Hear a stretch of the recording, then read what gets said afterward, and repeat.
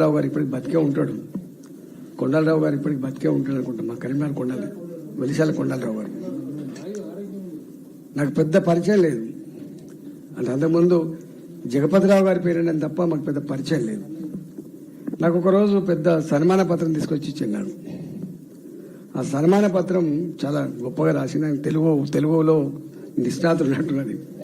అలా ఒక మాట ఏం చెప్పినంటే, బిడ్డ నిన్ను అంతకుముందు పేరు తెలుసు తప్ప నీ ముఖం ప్రత్యక్షంగా చూడలే కానీ మా పోరగాడైనా వీడు మా పోరగాడైనా అని చెప్పి గర్వపడి ఆ టీవీలోని ఉపన్యాసం విని ఆ టీవీకే సల్యూట్ చేసిన బిడ్డ అన్నాడు మా కొండలరావు. ఆ సన్మాన పత్రం ఇప్పుడు దాచుకున్నాను. సరే ఇక అనేకం ఉన్నాయి. అందులో ఇప్పటికీ మర్చిపోయింది మానుకోట ఉద్యమం. తూటా దూసుకొస్తున్నప్పుడు ఎదురొడ్డి పోయి పోరాటం చేసిన క్షణాలు ఇప్పటికీ గుర్తుంటాయి.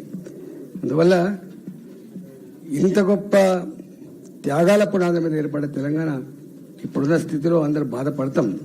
కానీ ఎందుకో కానీ అనాదిగా తెలంగాణ ఎప్పుడు ఒక అలజడి, ఒక పోరాటం మాత్రం ఎప్పుడు కామన్గా ఉంటుందేమో అనిపిస్తుంది. అంతకుముందు ఉన్నటువంటి పోరాటాలు కావచ్చు, తెలంగాణ సాయుధ పోరాటాలు కావచ్చు, ఇవాళ ఉన్న పోరాటాలు కావచ్చు, తెలంగాణ పౌరుడికి రెండు బాధ్యతలు ఉంటాయి కావచ్చు. ఒక బాధ్యత మన కుటుంబం, మన ఉద్యోగం, మన ప్రొఫెషన్. రెండో భుజం మీద తప్పకుండా మళ్ళీ దుర్మార్గాన్ని, అన్యాయాన్ని ఎదిరించేటువంటి తత్వం కూడా మన భుజం మీద ఉంటుంది కావచ్చు. కాకపోతే కొద్దిగా ఆలస్యం, టైం ఈజ్ మోస్ట్ ఇంపార్టెంట్. ఎన్నటికైనా మనకు ఆ బాధ్యత నిర్వహించడంలో, సక్రమంగా పెట్టడంలో బాధ్యత మర్చిపోవద్దని చెప్పి మరొకసారి మనవి చేస్తూ నమస్కారం. జై తెలంగాణ.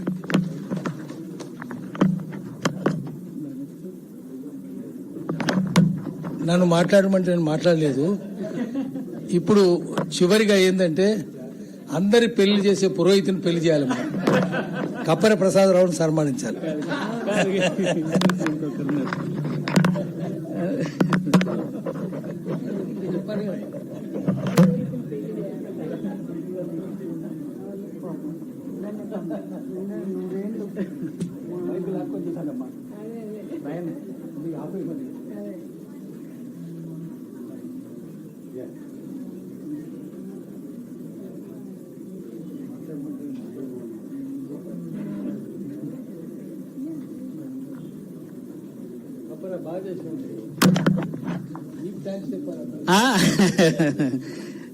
దత్తాత్రేయ గారికి కృతజ్ఞతలు.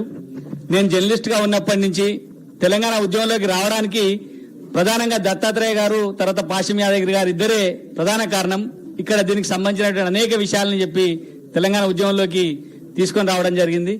ఆ ఉద్యమంలో కూడా దత్తాత్రేయ గారు అంటే మొదటిసారి దత్తాత్రేయ ప్రెసిడెంట్ గా ఉన్నప్పుడు తెలంగాణ ఉద్యమ కమిటీ అని చెప్పి భారతీయ జనతా పార్టీలో ఒక కమిటీ ఏర్పాటు చేసిండ్రు. ఆ కమిటీకి విద్యాసాగర్ రావు గారు మొత్తం రాష్ట్ర చైర్మన్ గా ఉంటే ఆ కమిటీలో నన్ను ఒక సభ్యుడిగా దత్తాత్రేయ గారు వేసి తెలంగాణ మూవ్మెంట్ లో తిప్పడం జరిగింది.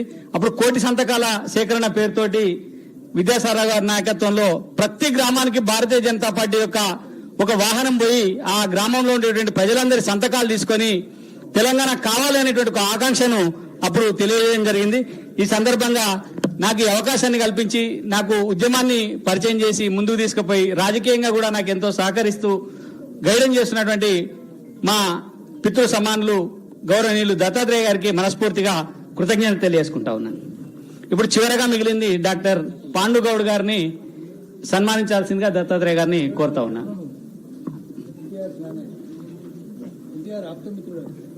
పాండుగౌడ్ గారు సార్.